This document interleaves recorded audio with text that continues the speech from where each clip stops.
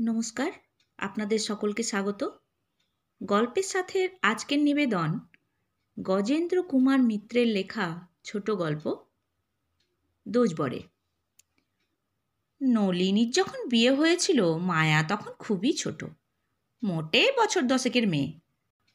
তবু সে নাক সিটকে বলেছিল, নলিনীদিটা যেন কি, আমি হলে বরং গলায় দড়ি দিতাম, তবু এমন বিয়ে করতুম না।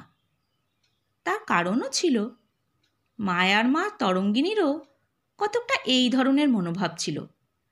তিনি কথায় কথায় বলতেন, যাই বলো বাপু, বিয়ে মানুষের একবারই হয়, ভাবসাব হলো একটু একটু করে, নতুন দুটো মানুষ একটু একটু করে পুরনো হলো দুজনের কাছেই, দুজনেই দুজনকে চিনল, তারপর ধীরে ধীরে এক হয়ে গেল। অন্তত মনের দিক দিয়ে এই হলো বিয়ে। এই যে সব 2বার 3বার বিয়ে করে, এসব কি আর বিয়ে রামো? কেউ হয়তো বললে, না নদি, তুমি একেবারে জিনিসটা উড়িয়ে দিতে পারো না। ধরো একটা লোক 26 বছর বয়সে বিয়ে করলে, 28 বছরে তার বউ মরে গেল, সে আর বিয়ে করবে না? সারা জীবনটা তার সামনে পড়ে রইল। তরঙ্গিনী জবাব দিতেন, হ্যাঁ, তার হয়তো বিয়ে করাটা দরকার, কিন্তু মেয়েদের কথা ভাবো দেখি। যত কম দিনই ঘর করুক, বর কেবলই মনে মনে মিলিয়ে দেখে সেই আগের বউয়ের সঙ্গে, খুঁত খুঁত করে। সে বউয়ের দোষগুলো তখন গুণ হয়ে ওঠে, মনে করে এ ঠিক তেমন হলো না। আর বউটারও পোড়া কপাল, যত যত্ন আত্মি করুক না কেন বর, ভাববে সেই সতীনকেই বেশি ভালোবাসত, হয়তো এখনো মনে মনে তাকেই ভালোবাসে। কিছুতেই মেয়েটা স্বস্তি পায় না। না ভাই, যত কম দিনের জন্যই হোক, আগে একটি বিয়ে করা থাকলে যেন মনের মধ্যে দেওয়াল পড়ে যায়। একটু থেমে হয়তো আবারও বলতেন, সোনার গয়নায় বলো আর রাজ অট্টালিকায় বলো, বরই যদি নিজস্ব না হলো তো কী সুখ। আমার মনে হয় বড় লোকের ঘরে তেজ বরে দোজ বরে পড়ার চেয়ে গরিব চাষির ঘরে পড়াও ঢের ভালো।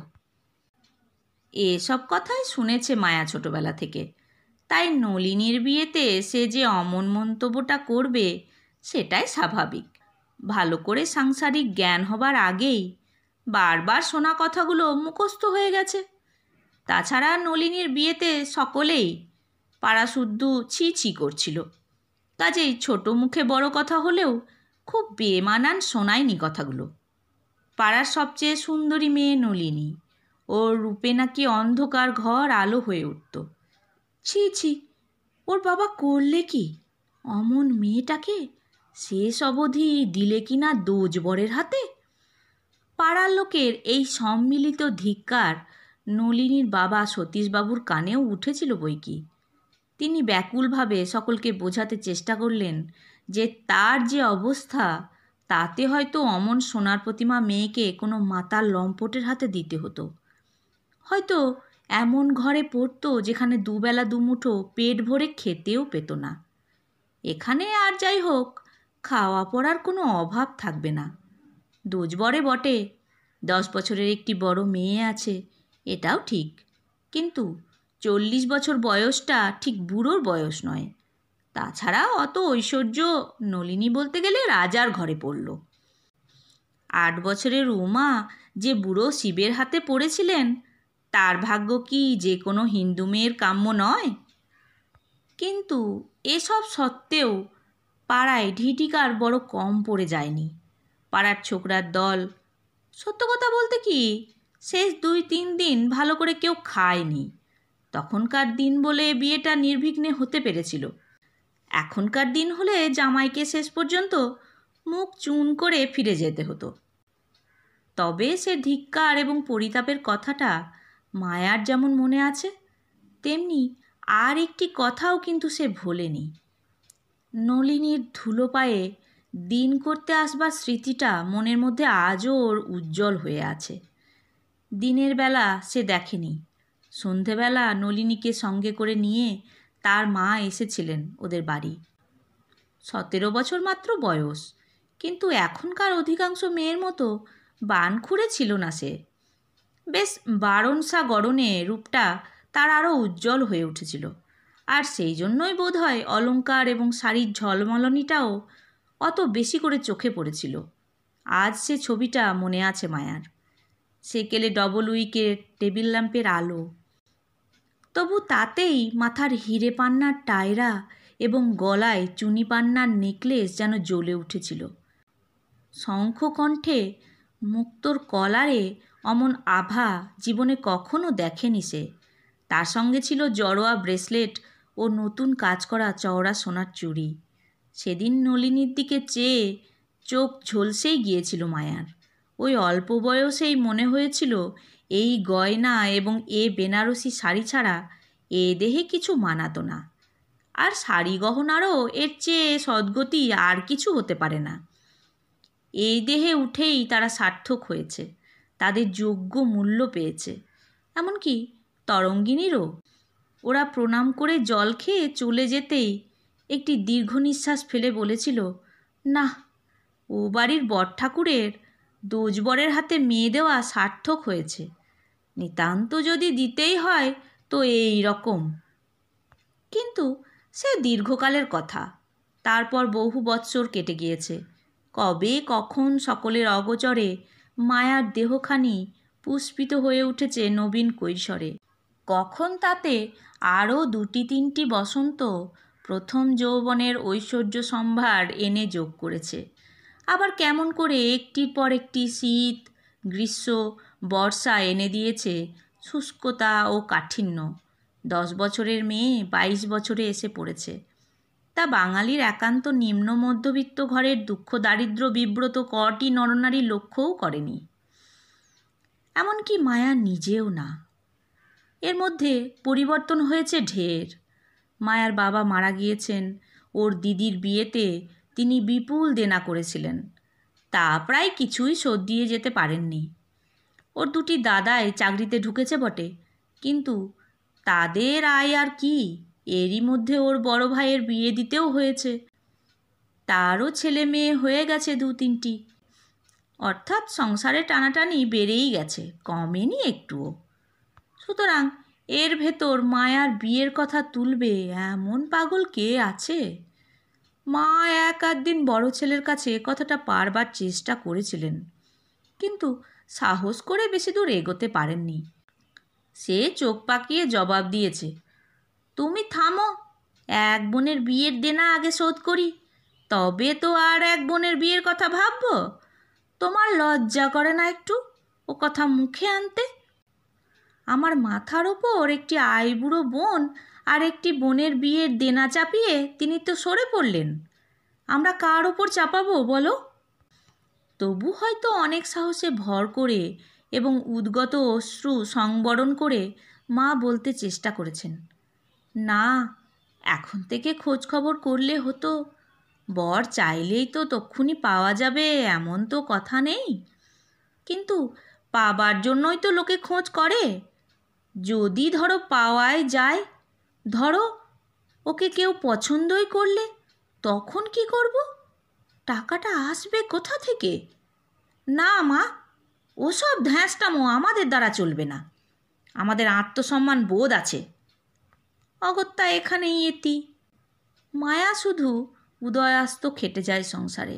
প্রতিদিনের চা জলখাবার করা, বিছানা মাদুর তোলা, যাবতীয় সেলাইয়ের কাজ, রান্নার জোগাড় দেওয়া, কখনো কখনো মার অসুখ করলে রান্নাবাড়ি করা, ভাইপো ভাইজিদের নাওয়ানো খাওয়ানো ইত্যাদি সহস্র কাজের মধ্যে এমনভাবে মিশে গিয়েছিল সে যে তাকে যে কোনো দিন বিয়ে দিয়ে পরের বাড়ি পাঠাতে হবে, এই বাধা জীবনযাত্রায় আসবে পরিবর্তন, তা কেউ ভাবতেই পারে না।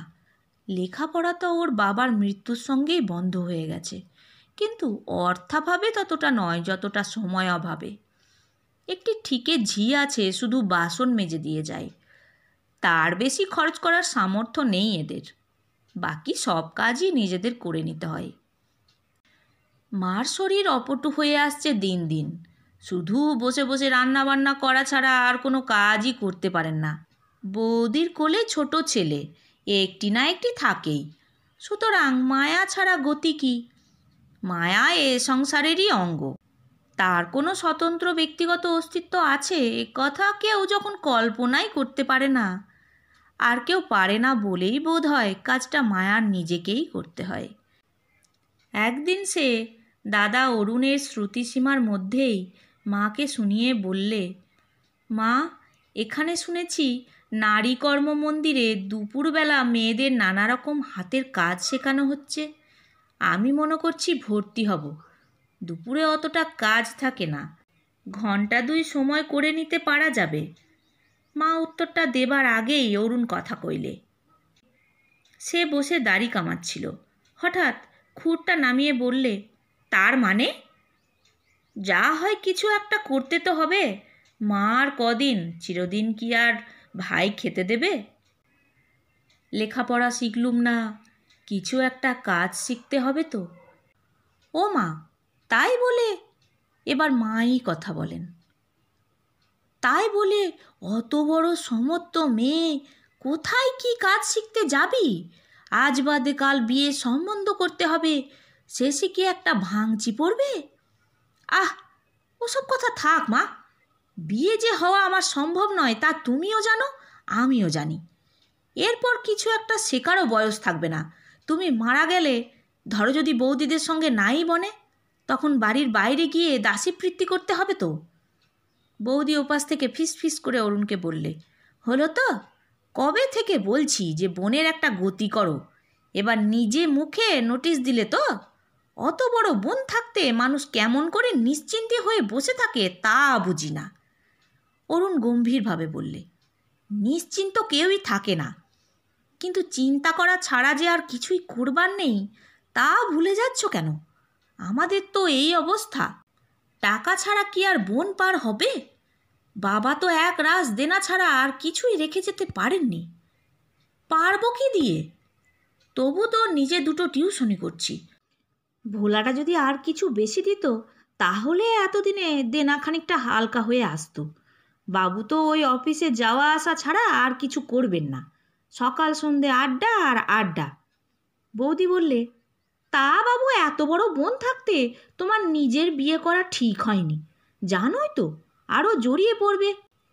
সে ওই মাকে বলো গে, উনি তখন সংসারে লোক না এলে চলবে না বলে ক্ষেপে উঠেছিলেন একেবারে। আমি কিছু বিয়ে পাগলা হয়ে তোমাকে বিয়ে করতে দৌড়ে যাইনি। দাম্পত্য বাদানুবাদটা হয়তো কলহেও পরিণত হতে পারত, কিন্তু মায়া সে সুযোগ দিলে না। সে শান্ত কণ্ঠে মাকে বললে, আমি কিন্তু এখনও আমার কথার জবাব পাইনি মা। এবার অরুণ প্রায় খিঁচিয়ে উঠল, না না, ওসব কিছু করতে হবে না, বিয়ের চেষ্টাই দেখা হচ্ছে। আমি কি আর ভেতরে ভেতরে কোনো খোঁজ খবর করছি না? এ ধারটা একটু গুছিয়ে নিয়ে করব ভাবছিলাম বলেই না। তা সে দেখছি আমার অপরাধী হয়েছিল। থাকার মধ্যে তো ওই বাড়িটুকু, ভাঙা পুরনো বাড়ি, কী বা দাম, তবু মাথা গোজবার জায়গা বলেই এতকাল এদিকে তাকায়নি। তাই না হয় যাক, বাবার বাড়ির বদলে তার মেয়েই পার হোক। আমাদের অদৃষ্টে যা আছে তা হবে। সত্যিই তো, আফটার অল আমি তো বিয়ে করেছিলাম, নিজের কোমরের জোর বুঝেই করা উচিত ছিল। ঘরের মেয়ে থাকতে পরের মেয়ে পার করতে যাওয়া ঠিক হয়নি। অরুণ অনেকক্ষণ ধরে গজগজ করতেই থাকে, কিন্তু সেও কয়েক বছরের কথা হয়ে গেল বই কি। ইতিমধ্যে খোঁজ খবর হয়েছে, ঘটক লাগানো হয়েছে, কলকাতার দুটো বিবাহ অফিসে নাম লেখানো হয়েছে, 2-4 দল এসে দেখেও গেছেন, কিন্তু বিশেষ কোনো ফল হয়নি। মায়ার রং হয়তো এককালে ফর্সাই ছিল, কিন্তু আজ আর তা কল্পনা করাও কঠিন। দেহের কান্তি, কমনীয়তা, গঠন পরিপাট্য, এসব কোন সুদূরের কথা তা ওর মারও মনে পড়ে না। রোগ, হাড়বার করা দেহ, ফাটা পা, শিরা ওঠা রুক্ষ হাত এবং কেশ বিরল মাথায় টাসেল দেওয়া করবি, এসব সত্ত্বেও যদি বা কোনো পুরুষ অভিভাবকের পছন্দ হয়, বাড়ির ওনারা দ্বিতীয়বার দেখতে এসে না করে দেন। ইদানিং তাই মায়া বেরোতে চায় না, কান্নাকাটি করে, বলে কি হবে মিছিমিছি গাল বাড়িয়ে চর খেতে গিয়ে মা। আমার আর এ অপমান সহ্য হয় না। মা বলেন, একেবারে যে কেউ পছন্দ করছে না তাও তো নয়, এমনি করেই হবে ঠিক একদিন। কি করব মা বল, সবই তোর অদৃষ্ট, নইলে সে মানুষটাই বা এত তাড়াতাড়ি মরে যাবে কেন? সত্যিই যে একেবারে কেউ পছন্দ করেনি তা নয়, 2-3 দল এর ভেতর এসে পছন্দ করেও গিয়েছিল, কিন্তু তারপর আর কথা এগোতে পারেনি। হয় তাদের অত্যন্ত খায়, নয়তো এদেরই ছেলে পছন্দ হয় না। দুটি পাত্রকে মেজ ভাই ভোলা নাকচ করে দিয়েছে। 2 জায়গাতেই আপত্তি উঠেছে তাদের অবস্থার। ভোলা বলেছে, ওই তো আয়, বিয়ে করে নিজেরাই বা কী খাবে, আর ছেলে মেয়েদেরই বা কী খেতে দেবে। না না, ওসব পাত্র চলবে না। মা তবু একবার করে মনে করিয়ে দেন হয়তো, বাইরে যাই বলি না কেন, এধারে যে 27 বছর বয়স হয়ে গেল, সেটা হুঁশ আছে? তা বলে কি হাত পা বেঁধে জলে ফেলে দিতে হবে নাকি? এখন এক জ্বালা, সে যে তখন শতেক জ্বালায় জ্বলতে হবে। মাসে মাসে এসে ভাইয়ের বাড়িতেই হাত পাতবে হয়তো। মাথা গুজবার জায়গা নেই। ঈশ্বর না করুন যদি অসময়ে চোখ বোঝে, তো ছেলে মেয়ে নিয়ে আবার এখানেই এসে উঠতে হবে।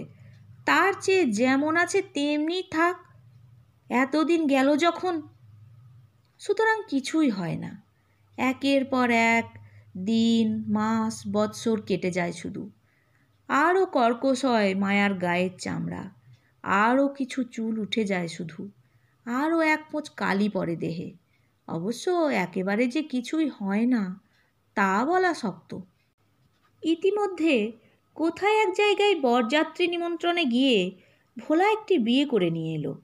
মন্দ লোকে বললে সবটাই সাজানো। এত বড় আইবুড়ো বোন থাকতে বিয়ে করতে চক্ষু লজ্জায় বাঁধছিল, তাই এই অভিনয়। কেউ বললে জানাশুনো ভালোবাসার বিয়ে। মা কপাল চাপড়ালেন খানিকটা, কিন্তু শেষ পর্যন্ত বউ বরণ করে ঘরে তুলতে হলো। বাড়ি তারও পৈতৃক, বিয়ে করার অধিকার তারও আছে। তাছাড়া পাল্টি ঘরেই বিয়ে করেছে, আপত্তি করারও কিছু নেই।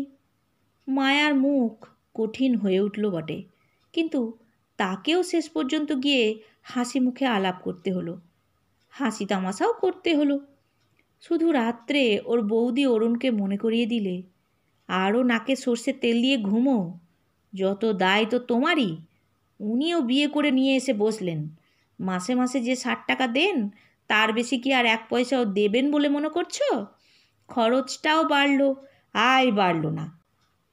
এতদিনে বোনের বিয়ে দিতে পারলে না, এরপর দেবে কি করে? বছর না ঘুরতেই তো বাচ্চা আসবে একটি, খরচ তো বাড়তেই থাকবে দিনের পর দিন।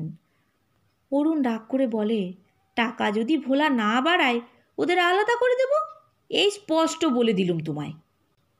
খুব বুদ্ধির কাজ করবে, টাকাটাই কমে যাবে, তোমার খরচ কতটুকু কমবে? এখনও 2টো ভাই পড়ছে, সেসব খরচ কি মেজ ঠাকুরপো দেবে? তোমার ঘাড়ে চাপবে। তাই তো, বড় খোকাটাকে বললুম দিই অফিসে ঢুকিয়ে, তুমিই তো তখন না করলে। কলেজে পড়ার খরচ কি কম? সে তো বাপু নিজেই টিউশনি করেই চালাচ্ছে। অত ভালো করে পাস করলে 2 ভাই তোমরা মাথার উপর, না পড়ালে নিন্দেই দেশ ছেয়ে যেত যে। কথাটা সেইখানেই চাপা পড়ে যায়। গত কয়েক বছর ধরেই এইভাবেই চাপা পড়ছে। অতএব ওরা অভ্যস্ত হয়ে গেছে বই কি। ভোলার বিয়েটা খুব আকস্মিকভাবে হয়ে গিয়েছিল বলে ওর দিদি আসতে পারেনি। সে থাকে সেই শিলিগুড়িতে। আজকাল যাওয়া আসার হাঙ্গামাটাও ঢের। যাই হোক, মাস 2 পরে সে একদিন স্বপুত্র কন্যা এসে হাজির হলো।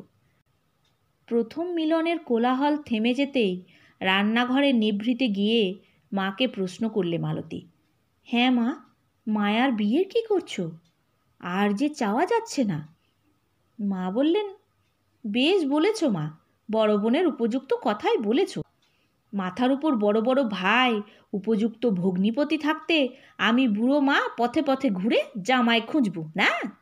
মালতী খানিকটা চুপ করে থেকে একটু গলা নামিয়ে বললে, পাত্তর একটি আছে মা, আমারই মামা শ্বশুর হয়, খুব দূর সম্পর্কের, আমেদাবাদে চাকরি করে, 1600 টাকা মাইনে। ওখানে বিরাট বাড়ি আছে, গাড়ি আছে, বউ মরেছে বছর 3 হলো। এক ছেলে, তা সেও কি কাজকর্ম শিখে দিল্লিতে চাকরি করছে, ভালো চাকরি। ভাবসাব করে এসে সেখানে বিয়েও করেছে একটা পাঞ্জাবি মেয়ে। ছেলের চেয়ে নাকি বয়সে বড়। তাইতেই মামা খুব ঘা খেয়েছে। এতদিন বিয়ে করব না বলে বসেছিলেন, এখন বলছেন যে ডাগর ডগর মেয়ে পেলে করবেন, নইলে বুড়ো বয়সে দেখবে কে?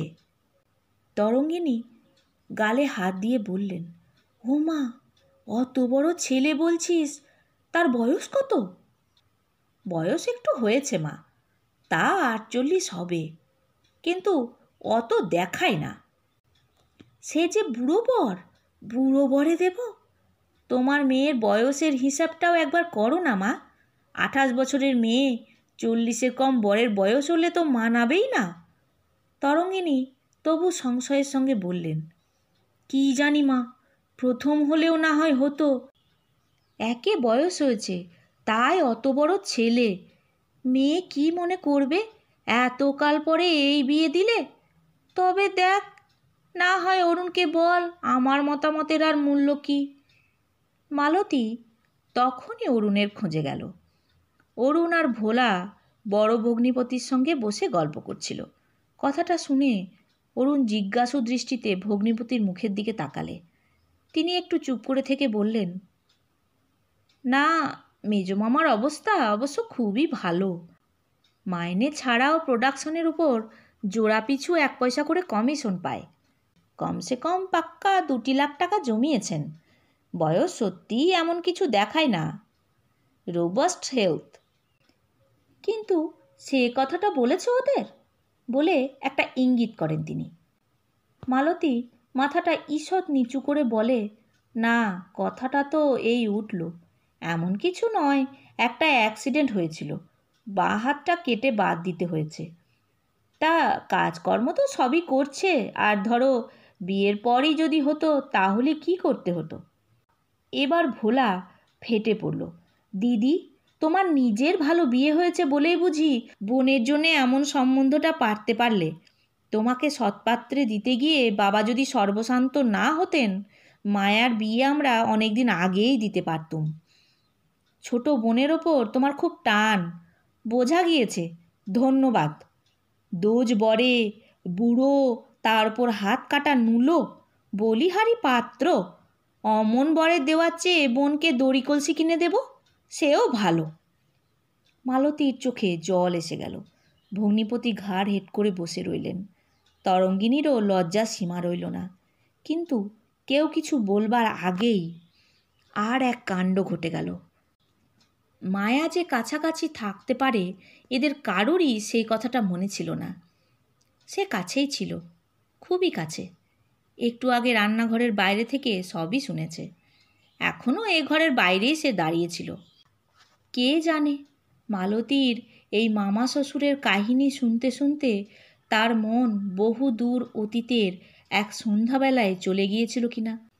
সেখানে হয়তো আজও ডাবল উইকের টেবিল ল্যাম্পের আলোতে দাঁড়িয়ে আছে হীরের টায়রা, মুক্তোর কলার আর চুনি পান্নার নেকলেস পরা অপরূপ এক নারী মূর্তি।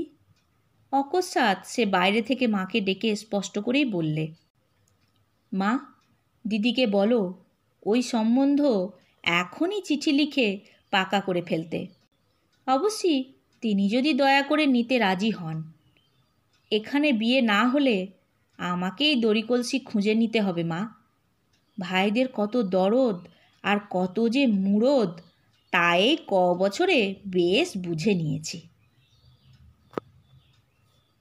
শুনছিলেন গল্প দোজবরে। নতুন একটি গল্প নিয়ে খুব তাড়াতাড়ি ফিরে আসছি। আমার গল্প পাঠ কেমন লাগলো তা অবশ্যই কমেন্ট করে জানাবেন।